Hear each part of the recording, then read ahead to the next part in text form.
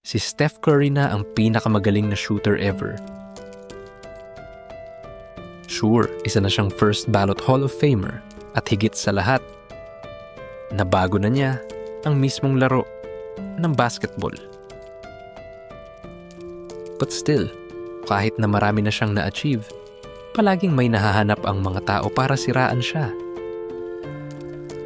Wala pa raw siyang finals MVP at yung huling 2 championships niya ay dahil lang kay Durant. Hindi raw niya kayang buhatin ang isang team bilang number 1 option. I don't ever remember watching you show that in the first quarter of a game. And you did that in game 4. Why? Pagpasok sa Game 4 ng 2022 Finals, hawak ni Steph ang bigat ng mundo sa mga balikat niya. Isang talo na lang siya para masira ang legacy niya at atat na ang media. Pero sa kasama ang palad para sa kanila, ang pumasok sa court noong June 10, 2022 ay hindi lang si Steph Curry.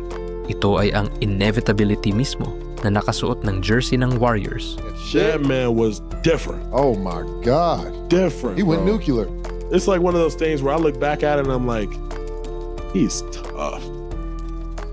Ladies and gentlemen, this was the day Steph Curry became basketball's biggest cheat code. And Game 4 is definitely my favorite game of my career because of the stakes that were a part of it and the fact that we lose that game, who knows if we ever have a chance to win a championship again.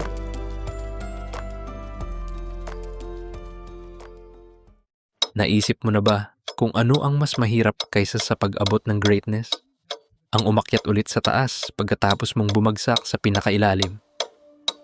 Nung late 2010, hindi lang nakarating si Steph sa taas. Tumira siya dun. There's the buzzer. There's a new dynasty in the NBA. The Golden State Warriors champions once again. Back-to-back titles, 3 in 4 years. Pero sa isang iglap, everything fell apart.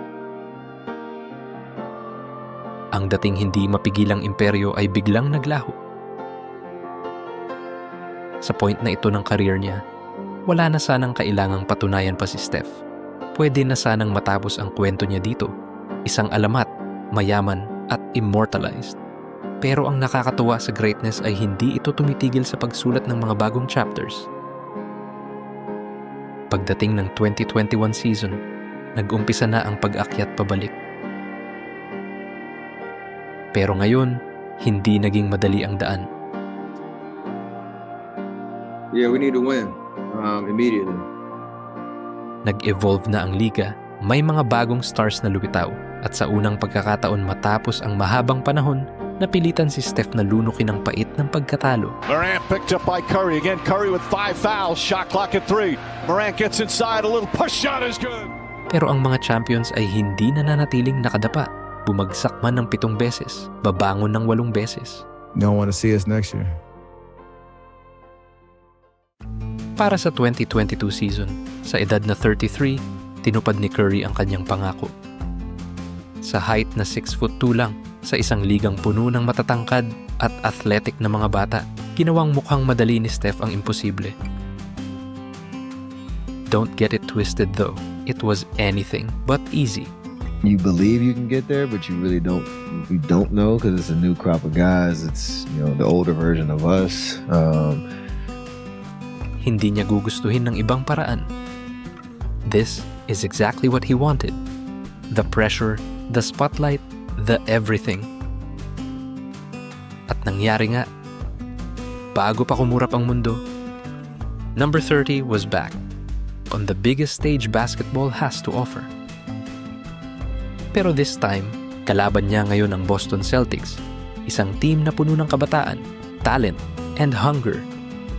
Pero ngayon, higit pa sa pagtingin sa mata ng isa na namang kalaban, tinititigan na ni Steph ang tadhana mismo. Hindi na ito tungkol sa pagpapatunay ng kahit ano sa ibang tao. Tungkol ito sa pagpapatunay sa sarili niya sa salamin. Mas madali sana ang lahat kung nanalo sila sa unang 3 games. Pero sabi nga nila, binibigay ng buhay ang kailangan mo, hindi ang gusto mo. At pagkatapos ng unang 3 games, hindi na pwedeng maging mas malaki pa ang stage at ang moment para kay Steph. And it was different because we were tested in a way that was new.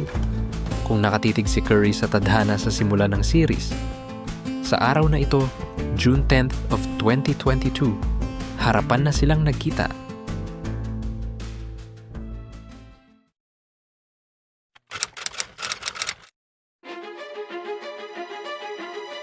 Nag-umpisa ang laro bilang isang wake-up call para kay Curry.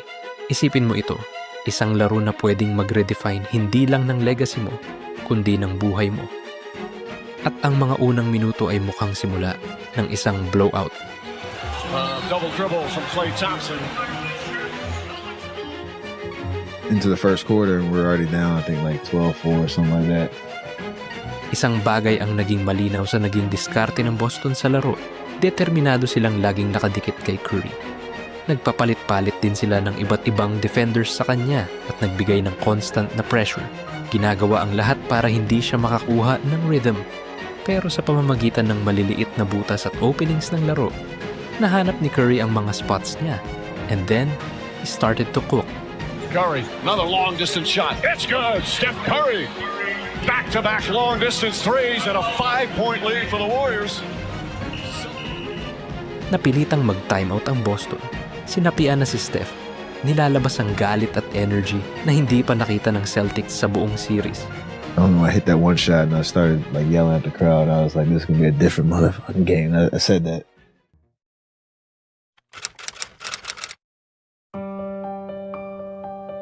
Nagumpisa si Steph sa bench nung second quarter. Pero pagbalik niya, parang hindi siya umalis. The heart on that man is incredible. You know, the things he does, we kind of take for granted from time to time, but Tingnan mo ulit itong play na ito. Inunahan niya sa bola ang captain at ang defensive player of the year ng Celtics. Tapos sa footwork niya, bago pa makareact ang sino man sa naka-green, nasa rim na siya para sa layup. Hindi basta-basta ang Celtics team na ito. At nang tumunog ang halftime buzzer, kahit may first half high na 19 points, tambak pa rin ng 5 points si Steph. Malinaw na kung mananalo ang Warriors, kailangan nila ng karagdagang tulong. Steph Curry has had to do a lot of the load, obviously, for this team. He's doing it again. He's got 19 points. He's making buckets, brought to you by KFC. But he's going to need some help in the second half. Dahil malaki ang nakasalalay sa game, alam ni Steph na kailangan niyang maging mas mahigit pa sa great. Alam niya na sa kanya, mag-uumpisa at magtatapos ang lahat at walang lugar para sa mga excuses. At ang sumunod ay isa sa pinakamagandang shooting displays sa kasaysayan ng NBA Finals. Everything we threw at them is like they had to answer for. And 9 times out of 10, the answer was just Steph.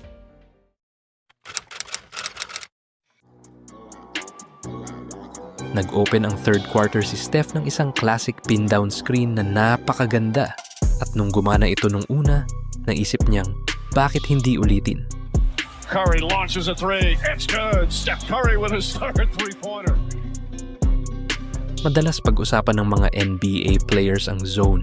Kapag naglalaho ang oras, nagte-take over ang instincts at bumabagal ang lahat. Pag pinanood mo si Steph sa moment na ito, malinaw na pumasok siya sa zone. 3-13 is crazy, especially in the NBA Finals. So he's our leader, and that's what he does. So huge game by him, and we needed that. Ang nakakabilib pa dito sa buong spectacle na ito ay ginawa niya yun kahit halos walang nakuhang pabor mula sa mga refs. You know, a couple of those threes probably should have been Pero hindi nagpa-apekto si Curry sa officiating. Pagkatapos ng maikling pagkadismaya, nag-focus ulit siya. Taking that all the time in the world. Curry three-pointer. Puts it in. 33 for Steph Curry. Ngayon, tingnan mo itong play. Marami na akong napanood na NBA basketball sa buhay ko, pero hindi pa ako nakakita ng magdadrive at magkikick sa kanto. Tapos lilipat sa mismong kantong yun, magpepeke ng close out, tapos titira ng tres. Natapos ang third quarter na 1-point battle pa rin ang laro. Kahit sa kabila ng lahat ng greatness ni Steph, wala pa ring pahinga.